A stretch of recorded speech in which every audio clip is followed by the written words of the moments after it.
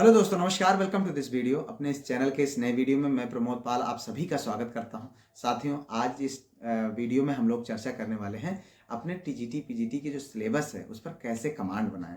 क्योंकि उसके लिए आपके बहुत मैसेज आते हैं कि सर जो है एग्ज़ाम नज़दीक आ रहा है, या फिर हम अभी नया तैयारी कर रहे हैं, या अभी जो है क्या कम समय में हम अपने सिलेबस को कवर कर सकते हैं, या फिर हम तैयारी शुरू ही करने वाले हैं तो हम अपने सिलेबस को कैसे कंप्लीट करें।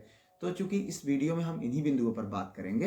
हालांकि आपके सवाल ये भी रहते हैं कि कुछ लोग आपको बता देते हैं कि एग्ज़ाम टलने वाला है, तो मैं आप लोगों को यही सुझाव देना चाहूँगा कि फ़िलहाल इन ऐसी चीज़ों पर ध्यान ना दें। अगर एग्ज़ाम टलेगा भी तो मान लीजिए 15 दिन, 1 महीने, 2 महीने से ज़्यादा नहीं जाएगा। तैयारी को अपनी धीमी ना होने दें। मित्रों, अगर हम इस समय को देखें तो यह समय हार्ड वर्क के साथ स्मार्ट वर्क करने की भी ज़रूरत है। अगर हम स्मार्ट वर्क नहीं कर रहे हैं तो कहीं ना कहीं हम जो है पीछे छूटते चले जाएंगे। तो इसलिए सबसे पहले ये ज़रूरत होती है कि अगर हम किसी भी एग्ज़ाम की तैयारी करना प्रारंभ करते हैं, उसके सिलेबस को देखते हैं, तो उसमें हमको सबसे पहली चीज़ ये जानना होता है कि पढ़ना क्या है। मतलब आपको तैयारी क्या करना है, उसके उससे भी ज़्यादा चीज़ इंपॉर्टेंट ये होती है कि आपको कौन सा टॉपिक नहीं पढ़ना है। यानी किस टॉपिक पर ज़्यादा समय आपको देना है और किस टॉपिक पर आपको कम समय देना। आपके सिलेबस में ही कौन सा टॉपिक सबसे ज़्यादा इंपॉर्टेंट है और कौन सा टॉपिक थोड़ा कम इंपॉर्टेंट है। तो इस वीडियो में इन्हीं बातों को समझने का प्रयास करेंगे। साथियों, अगर ऐसी जानकारी हमको प्राप्त करनी है तो हमें अपने जो है संबंधित एग्जाम के प्रीवियस ईयर क्वेश्चंस को देखना चाहिए। अगर हम देखेंगे प्रीवियस ईयर क्वेश्चन को तो उसमें एक चीज़ और समझ में आती है कि साल दर साल उसके जो पैटर्न है वो कैसे चेंज होते चले जा रहे हैं। पहली बात समझ में आती है। दूसरी चीज़ ये समझ में आती है कि उसमें मेजर पोर्शन क्या है, कहाँ से ज़्यादा क्वेश्चन उठ रहे हैं, किस टॉपिक पर हमको ज़्यादा फोकस करने की ज़रूरत है। अब बात यह आती है कि कुछ टॉपिक ऐसे होते हैं जहाँ पर हमको मेजर फोकस करना होता है, कुछ टॉपिक माइनर हैं जिन पर हमें कम फोकस करना है।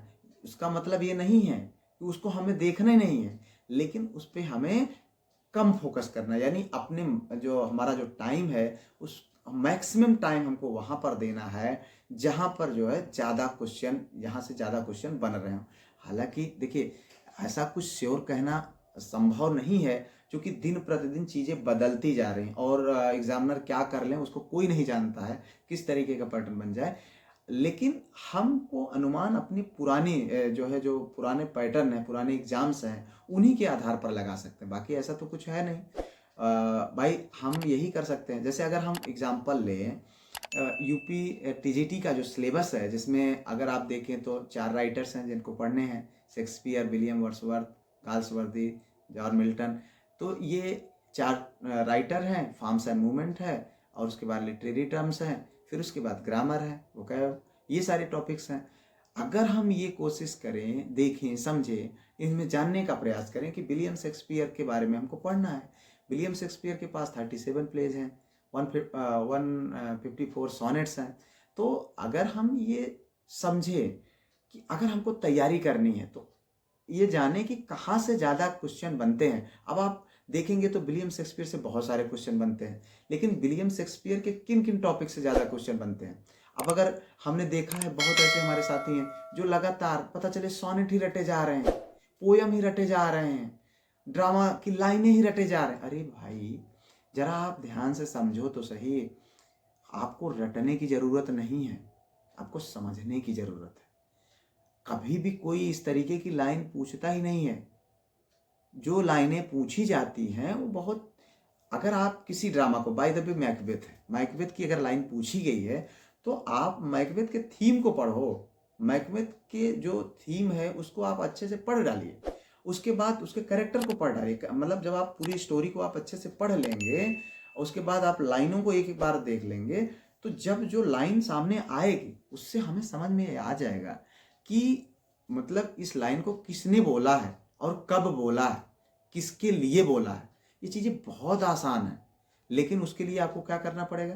पहली बात तो उस ड्रामा को आपको पढ़ना पड़ेगा एक बार, ठीक है। नहीं ड्रामा को पढ़ना है तो सबसे स्मार्ट तरीका मैं आपको बताता हूँ, हिंदी अनुवाद उठा लीजिए, ठीक है। या उसकी स्टोरी को पढ़ लीजिए। स्टोरी को हालांकि पढ़ने से नहीं होगा, आप हिंदी अनुवाद को उठा लीजिए। बहुत सारी किताबें 37 प्लेज की जो है मार्केट में उपलब्ध है। अब उसमें से अब ये आपको ये भी जानना है कि कौन से ड्रामा पर ज़्यादा फोकस करना। अब जैसे 4 ग्रेट ट्रेजेडीज हैं, कुछ कॉमेडीज हैं, कुछ उनकी जो है और इम्पॉर्टेंट हैं हिस्टोरिकल प्लेज हैं, तो थोड़ा सा इम्पॉर्टेंट हैं कुछ, बाकी कुछ ऐसे नहीं। सारी टॉपिक्स इम्पॉर्टेंट उतने नहीं हैं। हम ये सिर्फ अंग्रेजी की ही बात नहीं कर रहे हैं, हम सारे विषयों की बात कर रहे हैं। तो इससे क्या होगा कि हमको पता चलेगा कि हमको पढ़ना क्या है और कैसे पढ़ना है। अब हम अगर देखें तो प्रीवियस ईयर क्वेश्चन को, हालांकि इससे पहले जो मैंने एक वीडियो और अपलोड किया हुआ है, वो वीडियो पहले की रिकॉर्डेड वीडियो है, लेकिन उसमें मैंने जब मैं तैयारी करता था तो मैंने सबसे पहला काम क्या किया हुआ था, उसमें मैंने वो चीज़ बताया हुआ है। आप यहाँ पर फोटो लगा दूंगा उस जो है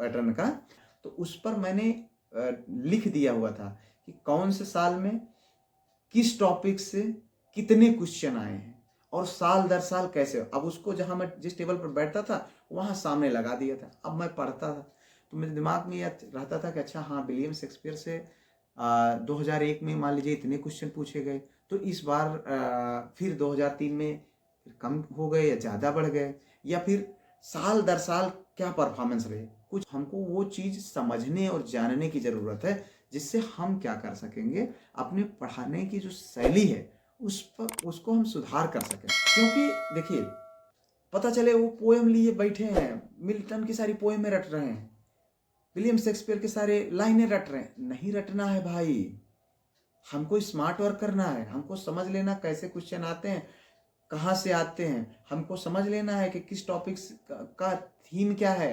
हमको हर लाइन को पढ़ने की ज़रूरत नहीं है, मतलब याद करने की ज़रूरत नहीं है, हमको हर लाइन को समझने की ज़रूरत है। एक बार समझ लीजिए, दिमाग में फिट हो जाए, रटी चीज़ तो भूल जाएंगे। लेकिन अगर आप समझ लेंगे कि नहीं, हैमलेट है मान लीजिए, या मैकबेथ है, मैकबेथ एक ट्रेजेडी है, ट्रेजेडी में कैसे कैसे घटनाएं घटी हैं। हैमलेट है, वो जो है उसका क्या नेचर था, उसमें कौन सी जो है कौन कौन से कैरेक्टर थे, क्यों ऐसी घटना घटी, पूरी स्टोरी को जब हम जान जाएंगे तो लाइनें अपने आप याद हो जाएंगी। और कुछ उनके ऐसे ड्रामाज भी हैं। अगर आप देखें, जैसे मान लीजिए एंटोनियो एंड क्लियोपेट्रा है, एंटोनियो एंड क्लियोपेट्रा को अगर देखें तो एक लव स्टोरी है।